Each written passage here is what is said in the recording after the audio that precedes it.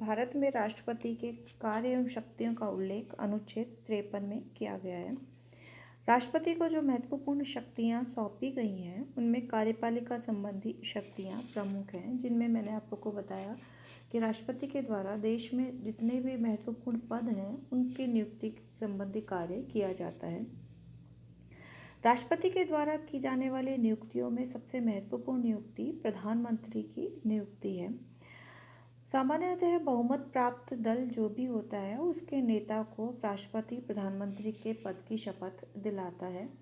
लेकिन भारत में कभी कभी ऐसी राजनीतिक परिस्थितियां उत्पन्न हो जाती हैं कि किसी भी एक राजनीतिक दल को बहुमत प्राप्त नहीं होता है। तो ऐसी स्थिति के अंदर राष्ट्रपति अपने विवेक का प्रयोग करके किस व्यक्ति को प्रधानमंत्री के पद पर नियुक्त करना है इस संबंध में निर्णय ले सकता है। भारत के संवैधानिक इतिहास में जब कई बार ऐसी घटनाएं घटित हुई हैं जबकि राष्ट्रपति ने अपने विवेक का प्रयोग करते हुए प्रधानमंत्री के पद पर नियुक्तियां की हैं, जिनमें प्रमुख रूप से 1977 में नियुक्त मोरारजी देसाई सरकार के पतन के पश्चात प्रधानमंत्री पद पर चरण सिंह के चयन तथा दूसरी बार वीपी सिंह सरकार के पतन के बाद प्रधानमंत्री पद पर चंद्रशेखर के चयन के रूप में राष्ट्रपति ने अपने विवेक का प्रयोग किया है।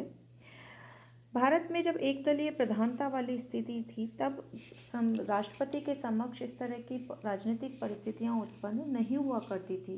लेकिन जैसे जैसे भारत में एक दलीय प्रधानता वाली राजनीतिक व्यवस्था का अंत हुआ और गठबंधन सरकारों का दौर प्रारंभ हुआ, तब से राष्ट्रपति के समक्ष यह प्रश्न कई बार उत्पन्न हुआ जबकि उसने अपने विवेक का प्रयोग करते हुए प्रधानमंत्री के पद पर नियुक्तियां की हैं।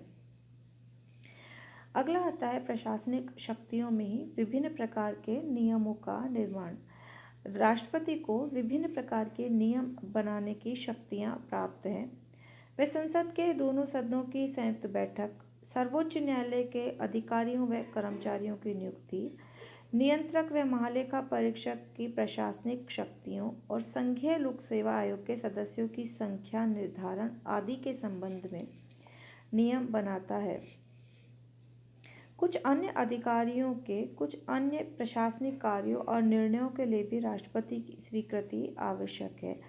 जैसे सर्वोच्च न्यायालय अपनी कार्यवाही के लिए जो नियम बनाता है या संघीय लोक सेवा आयोग द्वारा किसी राज्य की आवश्यकताओं की पूर्ति के संबंध में बनाए गए नियमों के संबंध में राष्ट्रपति की स्वीकृति आवश्यक है।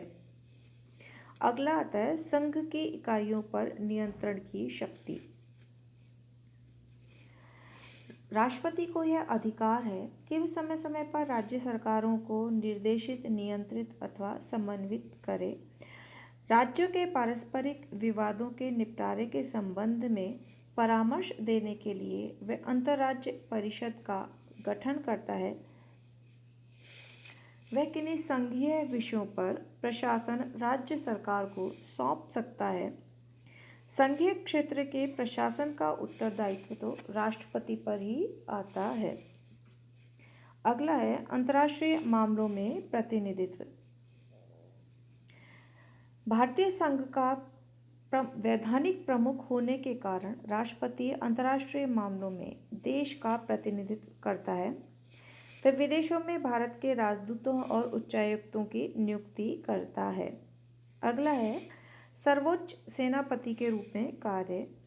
राष्ट्रपति भारत की समस्त सेनाओं का सर्वोच्च प्रधान होता है या प्रधान सेनापति होता है, किंतु इस संबंध में यह प्रावधान किया गया है कि राष्ट्रपति अपनी इन शक्तियों का प्रयोग कानून के अनुसार ही कर सकता है।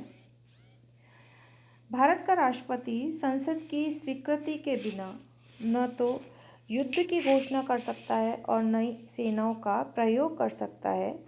इस दृष्टि से भारतीय राष्ट्रपति की सैन्य शक्तियाँ अमेरिकी राष्ट्रपति से बहुत कम हैं, क्योंकि अमेरिकी राष्ट्रपति द्वारा सेनाओं को युद्ध स्थल में भेजने का कार्य भी किया जा सकता है।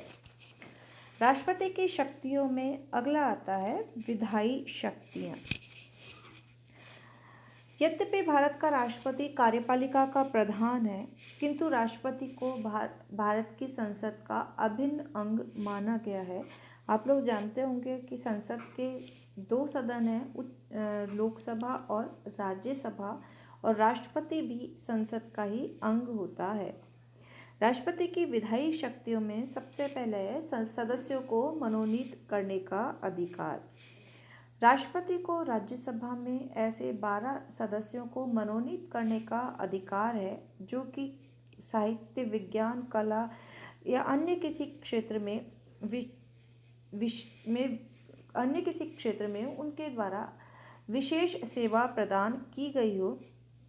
इसके अतिरिक्त लोकसभा में 2 एंग्लो इंडियन सोसाइटी के सदस्यों को नियुक्त करने का भी राष्ट्रपति को अधिकार होता है। अगला है विधायी क्षेत्र का प्रशासन। राष्ट्रपति संसद के अधिवेशन बुलाता है और उसी के द्वारा संसद का सत्रावसान भी किया जाता है, यानी सत्र के समापन की जो घोषणा है वो भी की जाती है। वह किसी भी समय पर लोकसभा को विघटित कर सकता है। संसद के अधिवेशन के प्रारंभ में राष्ट्रपति दोनों सदनों के संयुक्त बैठक में अपना अभिभाषण देता है।